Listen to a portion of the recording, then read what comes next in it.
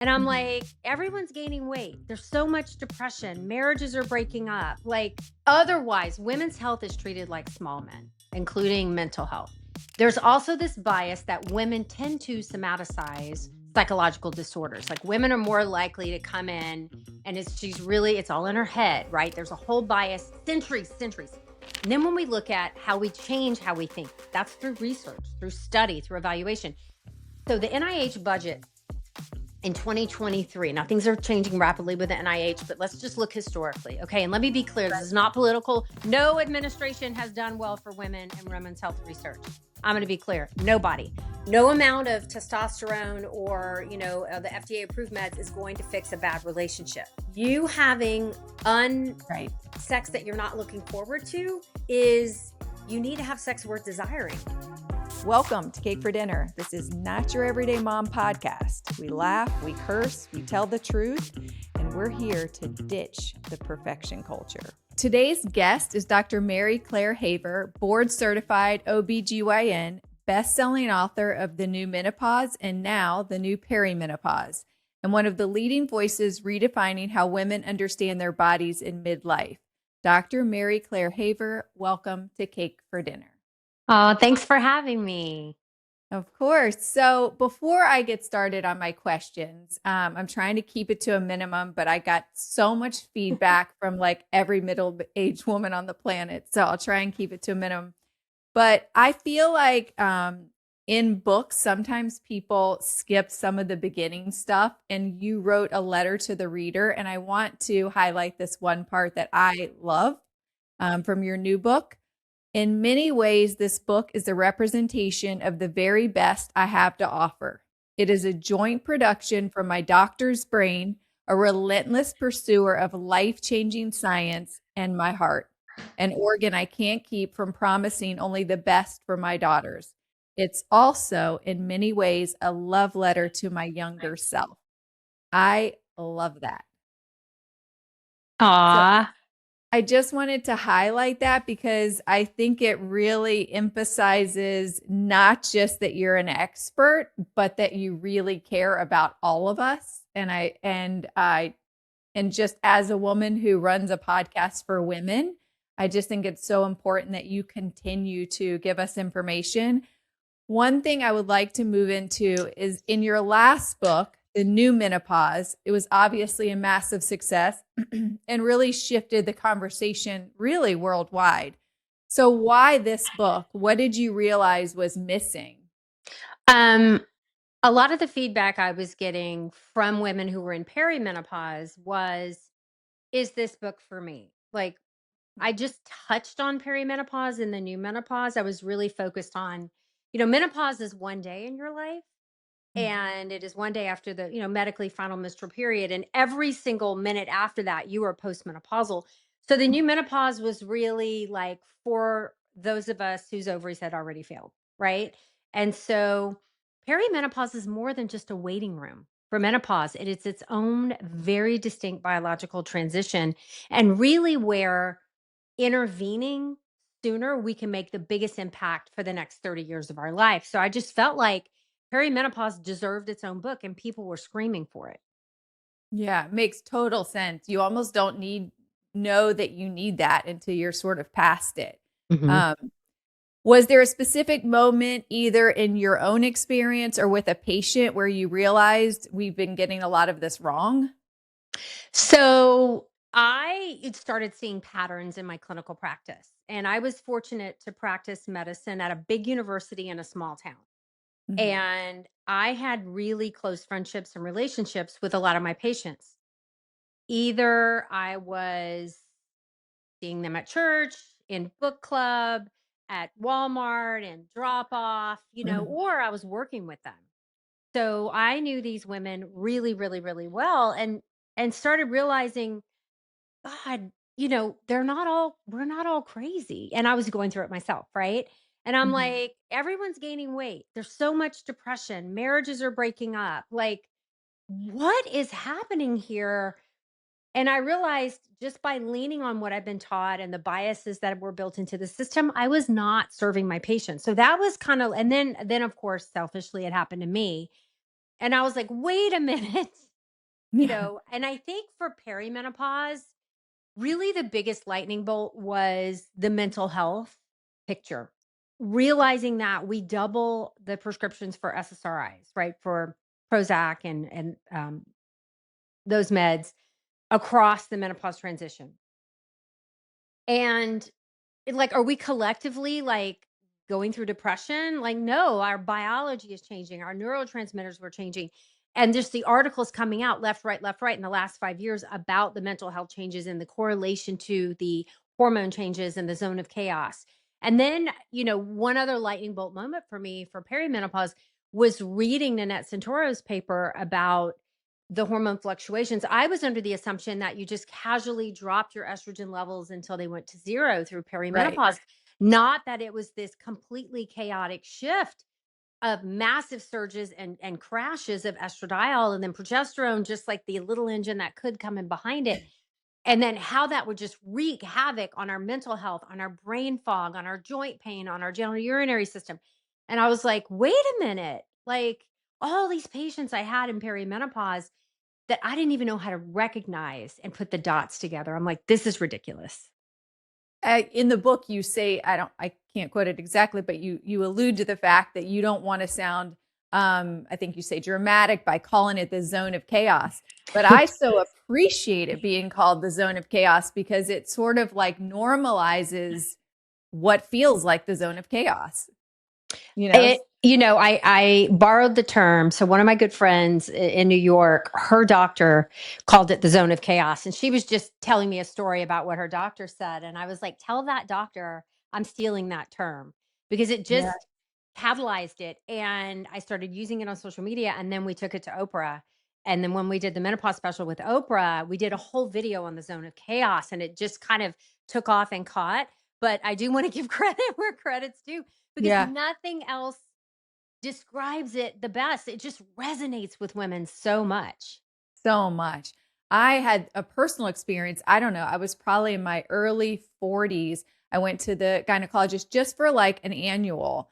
And at the time I had, had teenagers at home and I was like in Mhm. that place in life and I started crying in there. And I'm not easy to cry in public and certainly not to a gynecologist that I don't know very well. And she literally almost immediately recommended that I start taking Prozac. This was, I mean, I'm 2 decades sober at that time. So I've navigated life pretty well in spite of some very difficult challenges and no blood work, no questions about menopausal hormonal symptoms. Mhm. So, and at the time, I was so desperate. Like, I was really falling apart. And I'm telling you, not to get into my story, but I've been through death, divorce, like real shit, you know? And so immediately she recommended Prozac. I went on it and it definitely, obviously helped. But looking back, I think it's so clear that I Yeah. was in perimenopause. So, and you say that, and just this week, FIGO, which is the International Federation of Gynecology and Obstetrics, so it's one of the biggest national bodies of, you know, OBGYNs who and so it's not just a menopause society. This is an OBGYN society, which is really kind of trailing behind menopause, right? They're so busy with obstetrics. And they came out and said primary treatment of mental health and menopause should be, and for a new case or someone who was previously well controlled on their meds and now is breaking through, should be hormone therapy, transdermal estradiol. They've come out and made that recommendation. So, and that was only 5 years from paper to a change being made by with a guideline, which is really fast. So I think we're Right. getting there. We're We'd getting there. love to see the Menopause Society change their recommendations, and of course the American College of OBGYN. But once one of them does it, like FIGO's a really big organization, we're going to get there, and then it's going to trickle down to the providers. But that doctor didn't mean poorly. That's how we were trained. We had no other clue Right. that hormones could equal mental health. Mental health was a Right. personality disorder, or someone died, or you had some untenable home situation. Not that your hormones were wreaking havoc with your neurotransmitters and how those impulses are propagating throughout the brain, and how and the amygdala is involved. Where our emotional center. in the Right. frontal lobe where memories are formed. So brain fog becomes an issue. It's just incredible. Now it's really speeding up. And I think social media has a lot to do with it. Yes. It's the new water cooler. And when millions and millions of women are sharing their experiences, I don't think I'd be where I am today with this message if it wasn't for social media. Right. That's where social media is great. But I mean, this whole podcast and all of my listeners are women. So largely women. The other thing that's a little bit tricky with perimenopause is it typically, not always, but it typically lines up with your kids being Mhm. teenagers, right? So it's like you're at a stage outside of hormones, you're at a stage in life, and I'm in the mental health space. So it does get a little tricky, I would imagine, It looking in. does. Yeah. I mean, and we are, you know, teenagers plus aging parents. So a lot of people are really in that sandwich generation. So yes, life stresses are there, they're real, but my patients were coming to me saying, I had it handled. I built this life and I had Right. it handled and managed. I had this and now I can't. The same Yeah, resources that I am putting into place that help me manage the exact same stresses are no not longer working. working. And that's when that was really the key for me. I knew these women. These were my patients and my friends. I did lots of stuff with them outside of the office. I knew their day-to-day lives. And all of a sudden they've lost resilience to the Yes. day, Wow. to the lives that they had built on purpose. And that's Which where is it really made me so, go, something's not right here. These women are not yes. crazy. And it's so hard for a woman too, and so disappointing because you do feel like you have it and then you don't, Mhm. and that's a tough transition. Um, what do you think that is? What do you think the medical system why do you think they've lagged so much when it comes to understanding and treating women? And to your Oh, point, we are catching up, but what is that about? Because it's I not think, just this, yeah, it's there, all women's it's health. it's several things, right? So the system was built by men for men, okay, and women to have babies. That's it, okay, and to not get Right. breast cancer and uterine cancer. So otherwise, women's health is treated like small men, including mental health. There's also this bias that women tend to somaticize psychological disorders. Like women are more likely to come in and it's all in her head, right? There's a whole bias, centuries. And then when we look at how we change how we think, that's through research, through study, through evaluation. So the NIH budget in 2023. Now, things are changing rapidly with the NIH, but let's just look historically. Okay. And let me be clear, this is not political. No administration has done well for women and women's health research. I'm going to be clear. Nobody. So, I'm not pointing fingers at any administration. $23 billion in 2023. Okay. Um, of that budget for the NIH, about 10 to 12, maybe 15% went to women's health. Okay.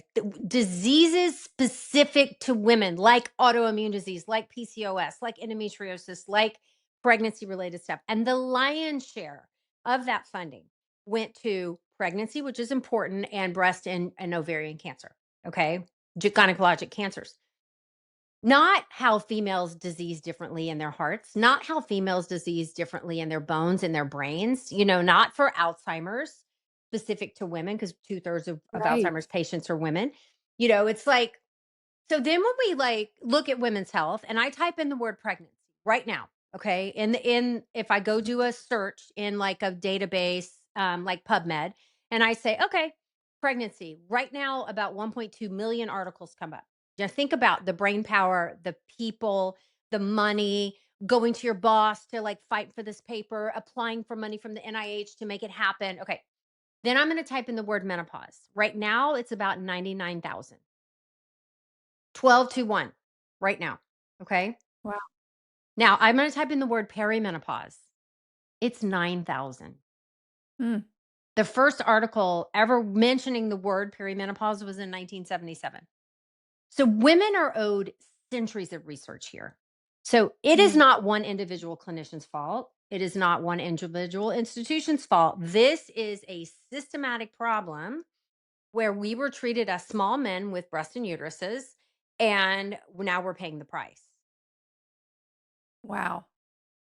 I am grateful that we seem to be on the track or at least it pointed in the right direction. But when you really break it down like that, you can't help but be disappointed in general, right? Like Um, so I want to do a quick rapid fire. I know I can't hold you all day, so I want to do a quick rapid fire on the things women are actually dealing with every day. Sleep, sex, weight, skin. For each one, give us the quick and dirty science, what's happening, and one takeaway that we can actually implement. We'll start with sleep. So sleep. So it could be Okay, so estrogen, it could be sleep. progesterone. So when we lose estrogen, we dysregulate the thermoregulatory center in the brain. That's hot flashes, right? And for many women, me included, were one of the first signs for me that I knew how to recognize. I had other signs, Yep. but I didn't know what they were. Um, was Mhm. waking up at 2 a.m., whatever time, with hot flashes. Okay, so that's pretty easy to fix. We can stop hot flashes, and then some women will have great sleep after that. Then we have loss of progesterone. Progesterone is magical for women in that it converts to allopregnanolone, which goes into the brain and binds to the GABA receptors, which is very relaxing. So for some women, adding in progesterone at night will help with their sleep problems. There are other women who, like Mhm. me now, who I'm 57, and if I don't protect my sleep with my life, meaning no alcohol, no stimulants, cool the room down, etc., do my breathing exercises, do all the things, my 20-step sleep regimen. I do take I take our sleep supplement, which is a little bit of magnesium, L-theanine for anxiety, and just a touch of long-acting melatonin for my circadian rhythm. So it's a circadian rhythm mismatch. And I Mhm. just had a sleep medicine. I have a couple of sleep specialists who talked a lot about that on our podcast. And there's so many things. Our sleep just becomes so disrupted. And so you really have to do all the steps if you're struggling to really protect it. Also, we are terrible at diagnosing sleep apnea in women. So if you're taking all the, supplements and jumping through the hoops, and you're not having hot flashes and you're still waking up, you need to be evaluated for sleep apnea. You need a sleep study. Interesting. Yeah. To your point, I wouldn't think of that when I'm thinking of women, but that's kind of silly. Okay, the big one, sex. Yeah. So when we look at a female sexual function, right? Are you having sex worth having? So are you having sex worth desiring? So ask yourself that, like, are you having great Mhm. sex? So is the party amazing when you go to the party? And if the answer is no, you're really in a pickle. I mean, So that's usually a communication issue, right? And yeah. so we need to get better at communicating. So we look at sexual function in a woman and she's like, I'm not happy with my sex life. I'm like, okay, are you? So we have to break it down. Is it a relationship problem? Is it a pain problem? Is it an arousal problem, which is a blood flow problem? Is it a desire problem in your head? Okay. And so we have different treatments, evaluations, medications, options for each of those, but it really takes someone who cares, knows what they're doing, sometimes a physical exam. Is it a pelvic floor issue? If you're having pain, we have to fix the pain. No amount of testosterone or, the FDA approved meds is going to fix a bad relationship, right? Right. You having sex that you're not looking forward to, is, you know, you need to have sex worth desiring. That Sure. that that seems amazing. Like, this should be something you want to do. That is, that you get a lot out of, right? And Right. so it's so complicated, but it's almost always fixable. If you want it fixed. And then we have to normalize, what if you don't want to have sex? Is that okay too? Right. So most of the emails that I got were a lack of desire. And does testosterone Mhm. fix the actual desire to have sex or just the For about half of the patients, got because it? we're not great at the diagnosis part. Right. So if I have patients who say it's desire, I used to love it. I love my partner. I miss it. I miss that closeness. Right. I miss that intimacy. Right. And so it was great before, and now something's changed. For those patients, those are the best candidate for the medications that help with desire, and testosterone is one of them. Got it. Okay. Wait. I think that's the obvious one. Yep. So the change in body composition is a predictable biological consequence of perimenopause and menopause. The end. This is not your fault. This is a predictable biological consequence of these massive hormone shifts. They're changing everything: where you store fat, how you store fat, your satiety, your hunger cues, all of the things that feed into our homeostatic weight issues. When that changes, you know, it is hard to use just diet and exercise to make those changes. It's possible, but it is not easy. This isn't in my notes, but what about GLP-1s? I feel like that's such a craze right now. Yeah, we use them a lot in our clinic, for patients who are good Okay. candidates. It can be an important tool in the toolkit. Now, I think looking at some of the award ceremonies recently, you know, and what's trending on TikTok right now, I'm worried we're going to end up with a epidemic of osteoporosis and Mm. frailty because we're not taking care of our bones and muscles when we're starving. And if you severely calorically restrict, you are at risk of losing bone and muscle strength. Now, our patients before a GLP-1, they get an hour-long visit for counseling. We talk about protein intake, we talk about fiber, we talk about muscle mass, we talk about bones and all of the steps that we're going to take, along with this GLP-1. We monitor their muscle mass every 6 Wow. weeks. Okay. We do not just give people shots and send them out the door. That is dangerous for a woman if she's not doing it right. And for patients who are losing muscle mass out of proportion to their fat loss, we stop the medication. Right. It is not worth it. Right. So the priorities need to be intact. Right. Why are we doing this? Are you doing this for a wedding? Right. I'm not your doctor. I'm not the right girl for you. You need to go Right. find someone else. So, are you doing this to prevent you developing diabetes, for you to developing obesity related complications later with age? Good data coming out. Do you have rheumatoid arthritis? Low doses might be effective to help Mhm. control your management. For polycystic ovarian syndrome, it's a freaking miracle. So, like, there's so much nuance, and you really need an educated provider who's going to understand your history, your risks, and really hold your hand through this treatment. But I am a fan. Yeah. I think just like so many things that are amazing, they have their downfall when used improperly, right? I mean, it's like a gazillion other I can kill you faster with aspirin and Tylenol than I can with a GLP-1. Like, I'll just clip that. That's funny. Okay, last one, skin. I think for me, this is my biggest one. I literally woke up one day and felt like I was melting. and there's a reason we lose 30% of our collagen. Like, we have a steady state collagen loss, right? As we age, just normal aging. And then women lose 30% in the first 5 years of menopause. 30. That is why we all wake up and go, what the is happening? How does the collagen relate to the estrogen? Yeah. So, estrogen protects your ability to make collagen, the ability to keep collagen, the turning over of collagen. Estrogen is so My dermatology friends all use topical estrogen to slow that process down. We are still aging, right? And so my one of my besties here is a dermatologist. It's a big hospital here, and I'm friends with everybody. And my hiking partner is a dermatologist, and I do whatever she says. So she was like, "Well, you should consider this. Have you read?" So she's sending me papers back and forth.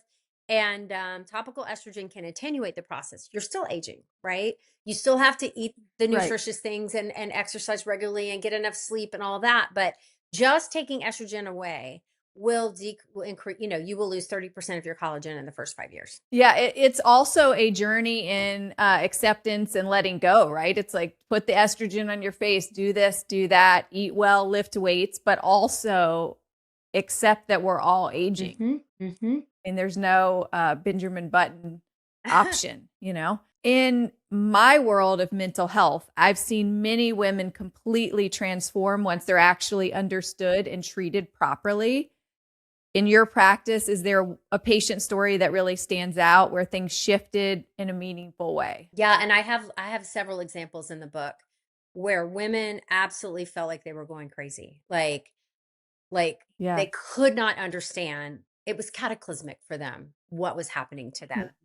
And once we acknowledged that this was real, gave them therapeutic options. Not every patient's going to choose hormone therapy. We do have SSRI, like got them into therapy, got them all the tools and the resources they need. They got their lives back. And sometimes I think just even being told, like, you're not crazy. And I know with alcoholism, when I originally got the diagnosis, if you will, it, you're like, okay, like, I'm not nuts. There's a real thing here. There is a solution. And I think just that process alone helps women so much. Mm-hmm. Just feeling seen and heard. You've got Halle Berry, all these people talking about it now. It's wonderful. I'll move right into what's next for you. Oh gosh. So I'm about to birth a baby. So the day we're recording this, we're about a week out from book launch. So I will be spending the next month. We leave tomorrow for New York, and then we kind of start our tour. Wow. We have our podcast Unpaused, which is, Okay. I've tried to interview celebrities. My audience does not resonate with them very much, despite them having incredible menopause stories. So we are just sticking to the experts, like, Expert. yeah. Right. So bringing on every medical expert I can think of to cover every medical question that one of my listeners will have. And it's going really well. So I'm having so much fun with that. I think there's another book inside of my head, but I need to take about a year off before I cross that bridge. It's so much Yeah. work, all the research, and because it's so heavily medical. And I'm 57, I'll be 58 this summer. And my girls are thriving, and they're both like, one's graduating from medical school, one's graduating from college, and they're going to be moving away. And I just want to go and hang with them and make sure, they get settled and just take some time for me. It's been a little crazy. My Yes. mother and my mother-in-law are also towards end of life. So we're deep in helping figure that out. So I just feel like, it's time to let the other voices step up in the menopause space. And I need to focus on my family for the next year or two. Is it hard to balance all of that, being a mom, being a daughter, and being like the face of menopause? I mean, you really are. I mean, Some days a huge. it's a little hard.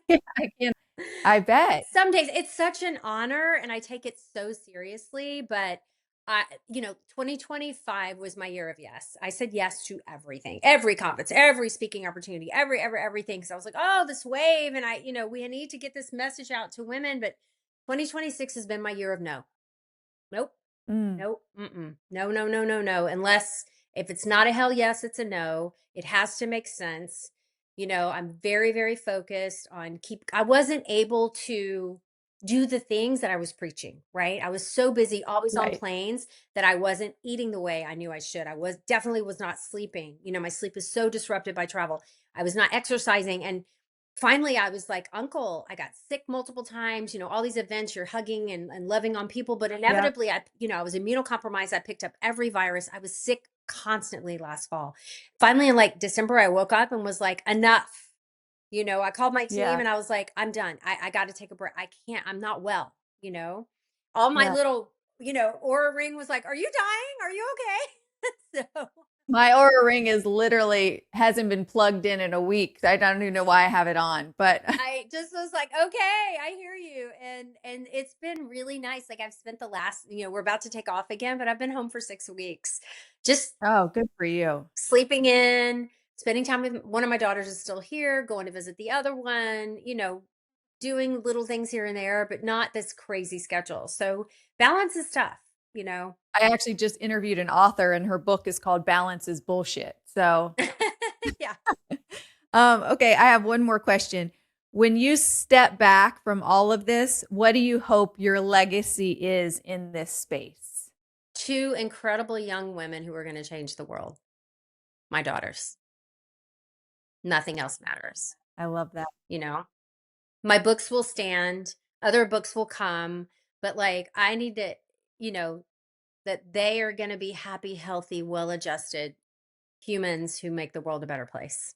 Oh, I love that. I'll close with this. I interviewed an author 2 weeks ago. Maybe you've heard of her, Laura Love Hardin. She wrote a book and she was actually on Oprah and has done a lot of stuff with Oprah. And as an author myself, I have a book coming out in like 9 months. I was like, oh my gosh, that's the dream, right? Like, how were you so proud of yourself to be on Oprah? And she said, you know what? That was a very amazing moment for me. But she said, when I dropped my son off at college last week and he went to walk in and I went to walk away, that's when I felt proud of myself. Like my son, her story is about addiction. Her son had a much better chance of ending up in prison or, treatment.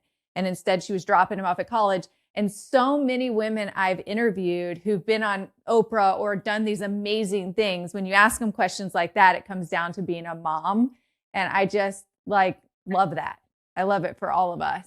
It's such an honor to be a mom. And I'm so grateful to have shared this moment with you and learned all of the stuff that I've learned. And I will tell you, I printed out the entire and it's like so amazing. All of my friends are like, highlight everything for us.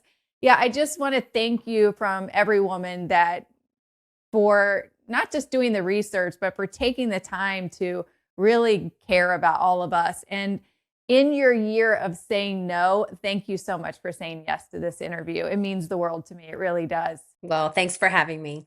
All right. I don't think I need to ask you, but if people want to learn more about either of your books or about you, where can they find you? Dr. Mary Claire, all across social media, and our website is thepauselife.com. Amazing. Thank you so much. We appreciate you so much.